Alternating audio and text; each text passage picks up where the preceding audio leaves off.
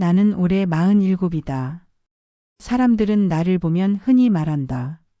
그 나이에도 참 얌전하네. 얌전하다는 말. 어릴 때부터 듣던 그 말은 이제 나를 설명하는 유일한 단어가 되어버렸다. 경북 시골에서 태어나 고등학교 졸업 후엔 마트에서 일했다. 엄마는 늘 아버지의 눈치를 보며 살았고 나는 그런 엄마를 보며 조용히 살아야 덜 아프다고 배웠다. 소리를 지르거나 욕심을 내거나 튀는 짓을 하지 않고 살아왔다. 결혼도 마찬가지였다.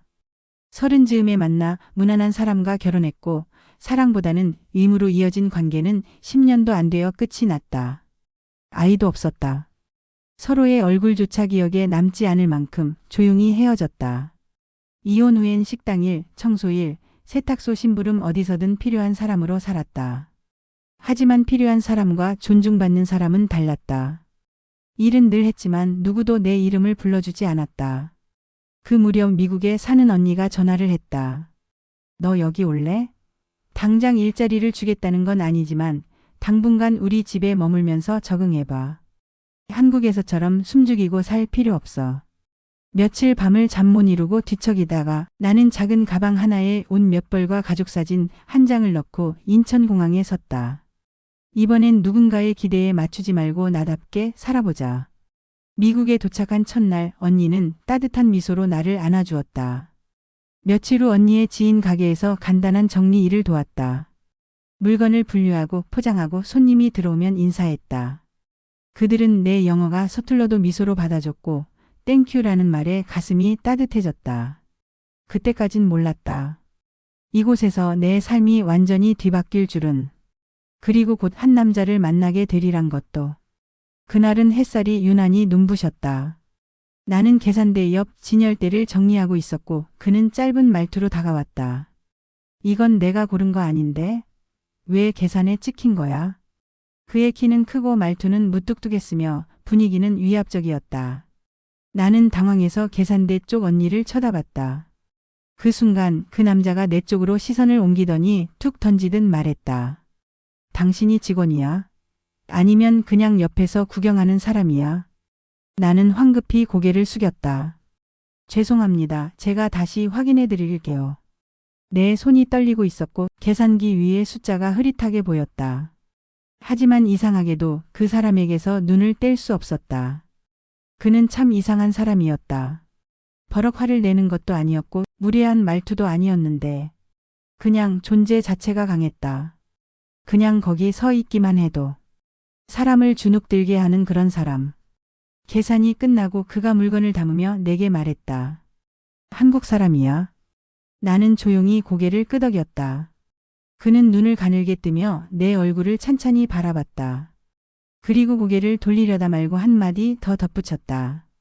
조용한 게 나쁘진 않네. 그 말을 남기고 그는 그대로 가게를 나섰다. 그의 발걸음은 느렸지만 무거웠고 문이 닫히는 순간까지도 나는 멍하니 그 자리에 서 있었다. 심장이 빠르게 뛰었다. 왜인지 알 수 없었다. 화난 것도 설렌 것도 아니었다. 그냥 어딘가 깊숙한 곳이 건드려진 기분이었다. 그날 밤 언니가 물었다. 오늘 어떤 손님이 인상 깊었길래 그렇게 멍하게 있었어? 나는 잠시 망설이다가 말했다. 그냥 좀 이상한 사람이었어. 근데 시끄럽지 않아서 좋았어. 며칠 뒤 그 사람은 또다시 가게에 나타났다. 이번엔 조용히 커피 한 병을 들고 계산대로 와서 이렇게 말했다. 나를 도와줄 사람을 찾고 있는데 혹시 괜찮으면 나를 좀 도와줘요.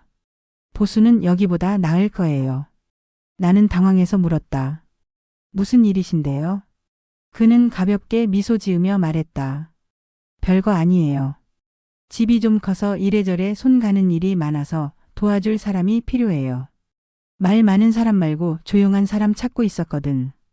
그때 느꼈다. 그 사람이 날 처음부터 지켜보고 있었다는 걸. 그리고 어쩌면 나처럼 어딘가 마음이 쓸쓸한 사람이라는 걸. 며칠 후 나는 그의 집을 찾았다.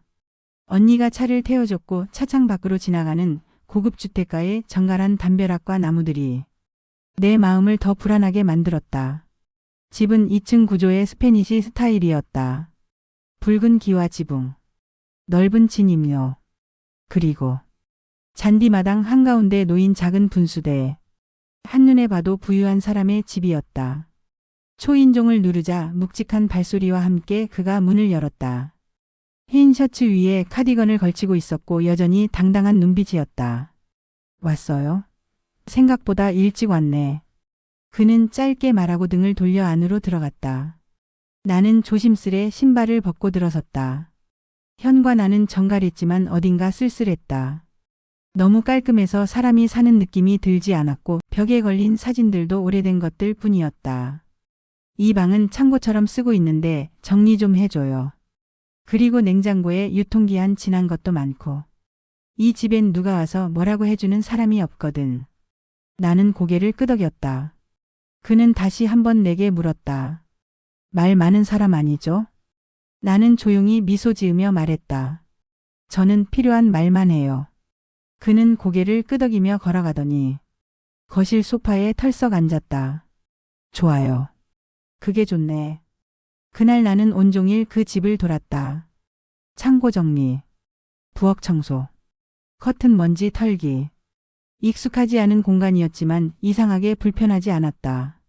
오히려 내 손으로 하나씩 정리되며 변해가는 그 집이 내 안의 오래된 감정까지 정리해주는 듯 했다. 거실 유리창 너머로는 단풍잎이 흔들리고 있었고 창밖으로 흘러드는 바람엔 먼 나라 냄새가 났다. 이게 나의 새로운 시작일까? 마치 아주 오래전부터 여기에 와야 했던 것처럼 내 마음 한쪽이 이상하게 따뜻해졌다. 저녁 무렵 그는 커피잔을 손에 들고 내 앞에 앉았다. 다른 사람들은 나랑 오래 못 있어요. 내가 워낙 고집이 세고 카탈스러워서. 나는 조용히 그를 바라봤다. 말은 많지 않았지만 그의 눈엔 외로움이 고여 있었다. 근데 당신은 조용해서 좋아. 괜히 말로 내 마음을 뒤흔들지도 않고. 그게 나한텐 큰 위로예요. 나는 처음으로 그가 고집스러운 노인이 아니라 상처를 가린 채 버티고 있는 사람이라는 걸 느꼈다. 그도 나처럼 조용히 살아온 사람이었을지도 모른다. 그 순간 우리 둘 사이엔 말보다 깊은 침묵이 흘렀다. 그 침묵 속에서 나는 처음으로 마음이 흔들렸다. 무서움이 아니라 이상한 끌림이었다. 그날 밤 언니 집으로 돌아오는 차 안에서 나는 창밖을 멍하니 바라보며 생각했다. 그 사람 옆에 있으면 조금쯤은 내가 나로 살아갈 수 있을까? 처음 느껴본 감정이었다. 누군가에게 선택받고 싶다는 마음도, 누군가의 삶 안에 들어가고 싶다는 욕심도 처음이었다. 하지만 동시에 그 사람이 가진 묵직한 기운이 내 마음을 흔들어 놓기 시작했다는 게 왠지 불안했다. 그 사람의 집에 나가는 일이 자연스러워지기까지는 그리 오래 걸리지 않았다. 처음에는 주 3회, 점점 주 5일, 그리고 나중엔 아예 그 집에서 하루 종일 보내는 날도 생겼다. 그는 나를 일하는 사람이라기보단 집을 지켜주는 사람처럼 여겼다. 나는 묻지 않았다. 그가 원할 때만 말했고 그는 대체로 내 말에 짧게 고개만 끄덕였다. 그 사람의 하루는 정확했다. 아침 7시 30분엔 커피, 8시엔 신문, 12시엔 점심. 메뉴는 무조건 한식. 오후 2시엔 산책, 저녁 6시에는 TV 뉴스. 나는 그의 시간을 어기지 않으려 늘 10분 먼저 준비했다. 그런 나를 그는 흘끗 보며 중얼거렸다. 그냥 말 안 해도 알아서 해주니까 편해. 하지만 편한 건 그에게만 해당되는 말이었다. 어느 날 내가 장을 보다 물김치를 사왔다. 그는 식탁 앞에서 한 숟갈 떠먹더니 얼굴을 찌푸렸다. 이건 내 입에 안 맞아요. 내가 깍두기 좋아한다고 했죠. 왜 물김치를 산 거예요? 나는 작게 놀라며 말했다. 깍두기가 떨어졌길래 비슷한 걸로 샀어요. 그가 내 말을 끊었다. 나는 꽝 대신 닭이라는 말을 싫어해요. 내가 원하는 건 그거 하나예요. 다른 걸로 대충 채우는 거, 그게 제일 싫어. 그 순간 얼굴이 화끈 달아올랐다. 내가 무슨 잘못을 그렇게 심각하게 한 걸까? 하지만 나는 아무 말도 하지 않았다.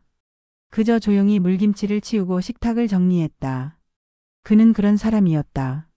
자신의 기준이 분명했고 그의 말투는 날카롭진 않았지만 그 말 속에는 늘 따라야 한다는 무언의 힘이 있었다. 그런데 이상하게도 그 사람의 그런 고집스러움이 어느 순간엔 외로움처럼 느껴졌다. 어쩌면 그는 누군가 자기를 맞춰주길 바라는 게 아니라 포기하지 않고 옆에 있어주길 바라는 사람인지도 몰랐다. 그가 나를 자주 부르는 건 아니었지만 식탁에 함께 앉자고 하거나 신문을 보며 무언가를 중얼거릴 때 내가 듣고 있다는 사실에 안도하는 듯한 눈빛을 보였다. 어느 날 그는 갑자기 내게 말했다. 사람들이 나보고 이기적이래요. 근데 난 내가 정한 규칙대로 다른 사람 신경 안 쓰고 살고 있을 뿐인데 그게 그렇게 잘못된 건가요? 나는 조용히 고개를 저었다. 아니요. 그냥 확실한 분이신 거예요. 사람들이 감당 못할 만큼. 그는 나를 한참 바라보더니 처음으로 조금 긴 미소를 지었다. 그날 밤 언니네 집에 돌아와 나는 거울 앞에 섰다. 수건으로 손을 닦다 말고 문득 내 눈이 부은 걸 느꼈다. 피곤해서 그런 줄 알았지만 사실은 나도 모르게 울었던 것 같았다. 슬퍼서가 아니었다. 그냥 누군가를 이해하려고 애쓰는 나 자신이 참 오랜만에 사람같이 보여서 그 사람과 나는 매일 조금씩 서로를 익혀갔다. 누가 먼저 마음을 열었다기보다는 서로의 조용함 속에서 틈이 생기고 그 틈으로 마음이 스며든 것 같았다. 그의 집에 가는 일이 더 이상 일이 아니게 된 건 어느 늦가을 아침이었다. 그날도 평소처럼 커피를 준비하고 창가에 그의 신문을 내려두었을 뿐이었다. 그런데 그는 말없이 내 앞에 의자 하나를 당겼다. 여기 앉아요. 같이 마셔요. 나는 순간 어색하게 웃으며 머뭇거리다가 조심스레 그 맞은편에 앉았다. 그는 신문을 읽는 척하면서 커피를 한 모금 마시더니 말했다. 혼자 마시는 커피는 쓰기만 해요. 짧은 말이었지만 그 말이 내 마음을 묘하게 흔들었다. 그 사람은 종종 그렇게 단어 몇 개만으로 내 안에 무언가를 건드렸다. 그게 고마움인지 외로움인지 설렘인지 나는 분간할 수 없었다. 그날 이후 그는 자주 나를 식탁에 앉히곤 했다. 직접 요리는 하지 않았지만 항상 내가 만든 음식에 젓가락을 들었고 입에 맞지 않으면 대놓고 말하기도 했다. 이건 간이 너무 세요. 음식은 담백한 게 좋아요. 사람도 그렇고. 그는 그런 식으로 늘 자기 기준을 던져놓았고 나는 별말 없이 거기에 맞춰갔다. 그러면서도 이상하게 기분이 나쁘지 않았다. 누군가가 나에게 이렇게 많은 요구를 하는 건 어쩌면 내가 필요한 사람이 되었다는 뜻이니까. 그에게 있어 나는 이제 없어도 되는 사람이 아니라 매일 오길 바라는 사람처럼 느껴졌다. 그 사람은 여전히 말이 많지는 않았다. 하지만 나와 함께하는 시간이 점점 길어졌다. 같이 TV 뉴스를 보고, 같이 마당에 나가 나무가지를 정리하고, 같이 장을 보러 나가기도 했다. 한 번은 마트에서 카트를 밀고 가는 내 뒤에 천천히 따라오던 그가 갑자기 말했다. 여기 있는 사람들이 우릴 부부라고 생각할 수도 있겠네요. 나는 깜짝 놀라 그를 쳐다봤다. 그는 눈도 마주치지 않고 그저 장바구니를 가만히 내려다보며 중얼거렸다. 괜찮아요. 나는 그런 오해 싫지 않아요. 나는 아무 말도 하지 못했다. 심장이 덜컥 내려앉은 느낌이었다. 그 말이 무슨 의미인지는 모르겠지만 분명한 건 그 사람도 나처럼 이 시간들이 계속되길 바라고 있다는 사실이었다. 그날 밤 언니 집으로 돌아온 나는 조용히 방문을 닫고 침대에 누웠다. 불도 끄지 못한 채 가슴속 깊은 곳이 뜨거워지는 걸 느꼈다. 내가 누군가의 삶 안에 들어가고 있다는 감각. 누군가가 나를 기다린다는 실감. 그건 살아오며 한 번도 느껴보지 못했던 감정이었다. 나는 거울 앞에 섰다. 익숙한 얼굴, 하지만 그 얼굴에는 요즘 자주 생기는 잔잔한 미소가 있었다. 나는 속으로 작게 말했다. 혹시 이게 사랑일까? 그 순간 그 사람의 무뚝뚝한 눈빛과 그가 내게 건넸던 그 짧은 말이 떠올랐다. 나는 그런 오해 싫지 않아요. 그 사람과의 삶은 자연스럽게 하나의 일상으로 굳어졌다. 그는 더 이상 나를 일하는 사람이라 부르지 않았고 내가 오지 않으면 먼저 전화를 걸어 오늘은 왜 안 와요? 라고 무뚝뚝하게 물었다. 나는 어느 순간부터 아이의 짐을 일부 그 집에 두고 다녔다. 앞치마도 슬리퍼도 세면도구도. 마치 집주인의 아내처럼 내 자리가 생기기 시작한 것이었다. 그 사람은 아침마다 내게 그날 일정이나 필요한 것들을 차분히 지시했다. 그러다 점점 더 많은 일을 내게 맡기기 시작했다. 냉장고 관리부터 공과금 납부, 심지어는 소유한 건물의 관리비 정산까지. 내가 요즘 기억이 자꾸 헷갈려서 그래요. 그냥 당신이 챙겨주는 게 더 정확할 것 같아서. 나는 고개를 끄덕였고 조심스럽게 엑셀 파일을 만들어 영수증을 정리하기 시작했다. 그는 내 손끝을 유심히 바라보며 중얼거렸다. 난 이런 사람이 필요했어요. 말 많지 않고 정리 잘하고 떠들썩하지 않은 사람. 그 말에 묘하게 마음이 따뜻해졌지만 한편으론 작은 파문이 일었다. 그의 말에서 사랑이 빠져 있었기 때문이다. 필요한 사람. 고마운 사람.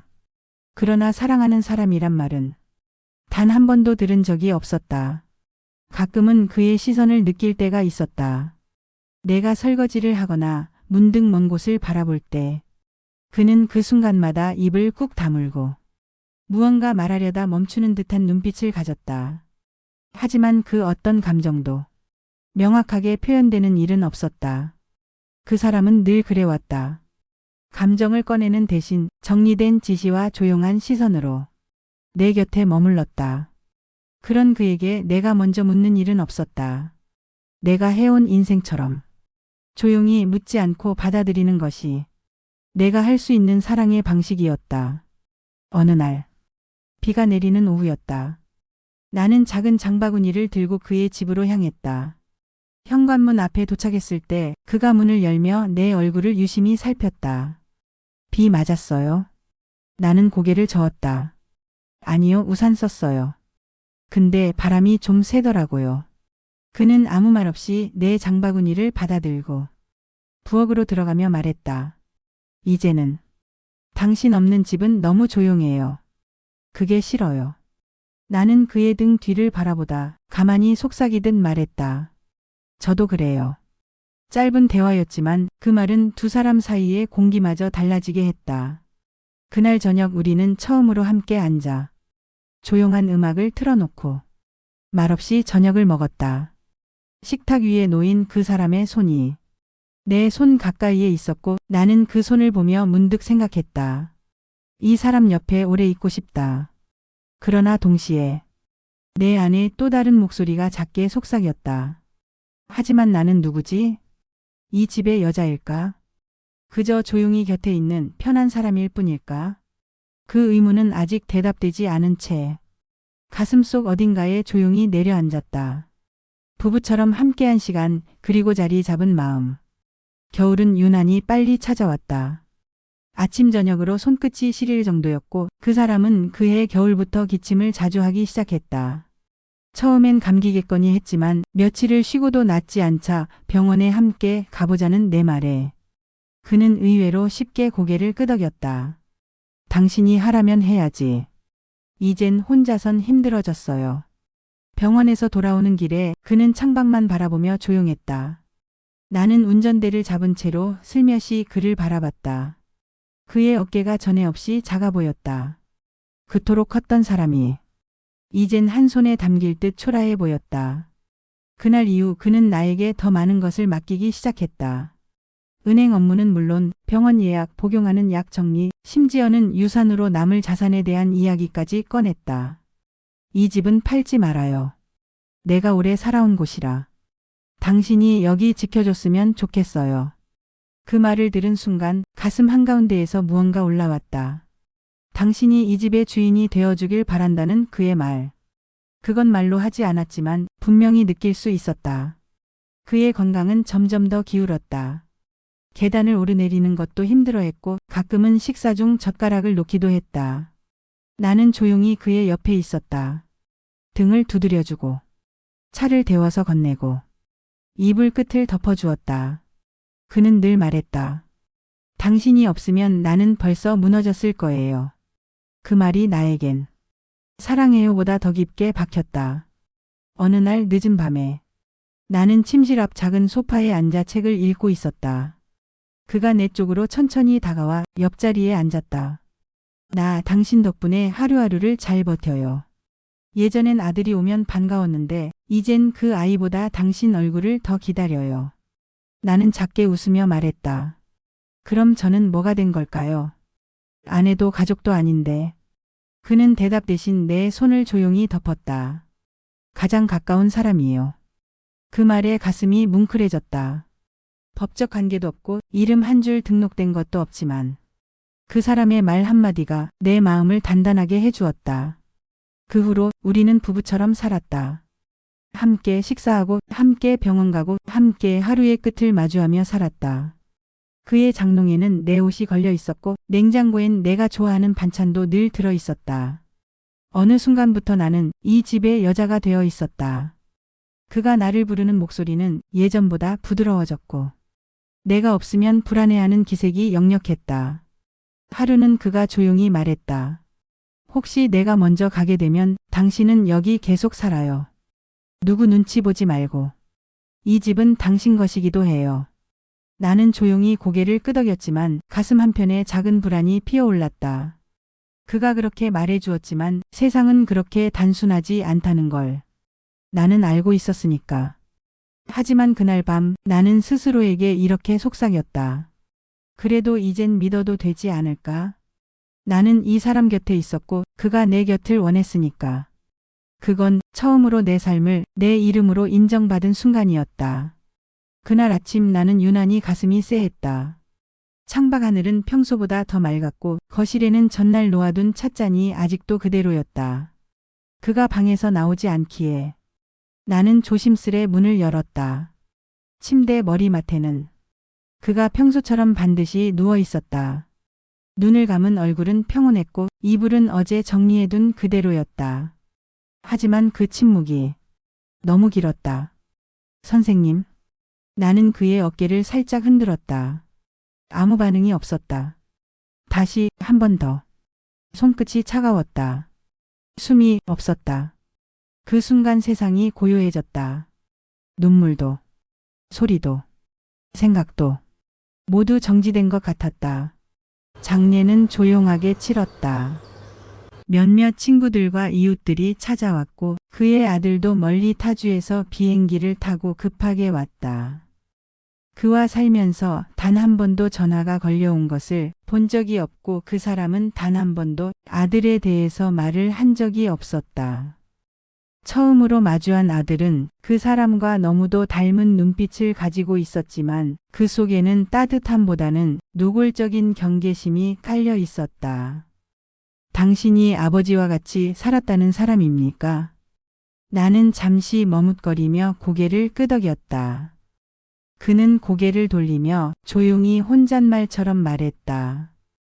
아버지는 참 이상한 취향이셨군요. 그 말 한마디가 비수처럼 박혔다. 장례가 끝나자 모든 것이 바뀌었다. 나는 집에서 나가달라는 통보를 받았다. 법적으로 당신은 아무 권리도 없어요. 이 집도 이 땅도 아버지의 모든 재산도 정식 상속자인 제가 관리합니다. 나는 입을 열 수 없었다. 그가 나를 위해 남겼다는 말, 이 집을 지켜달라는 유언, 그 어떤 것도 서류에는 없었다. 그는 준비한다고 말했지만 정작 법정 문서는 남기지 못한 채 세상을 떠난 것이었다. 아들은 날카로운 눈빛으로 말했다. 좋게 얘기할 때 떠나주세요. 법정까지 가기 싫습니다. 나는 그 집에서 단 며칠 만에 쫓겨나야만 했다. 몇 년을 함께 정리하고 닦았던 그 부엌도, 그가 사랑했던 거실 소파도, 내 옷이 걸려있던 작은 방도. 그 모든 것이 더 이상 내 것이 아니었다. 짐을 싸며 나는 그 사람의 사진 한 장을 조심스레 품에 넣었다. 아무도 보지 못하게 소중한 무언가를 훔치듯. 공항으로 향하는 택시 안, 나는 창밖을 바라보다 그가 마지막으로 내 손을 잡았던 순간을 떠올렸다. 이 집 당신 것도 돼야 해요. 그 말이 허공에 흩어졌다. 한국으로 돌아온 나는 작은 고시원에 몸을 누였고 매일 편의점 도시락을 데워 먹으며 낯선 천장을 올려다봤다. 이불을 덮고 그의 이름을 조용히 부르면 눈물이 멈추지 않았다. 사랑받았다고 믿었고 지켜질 거라 믿었다.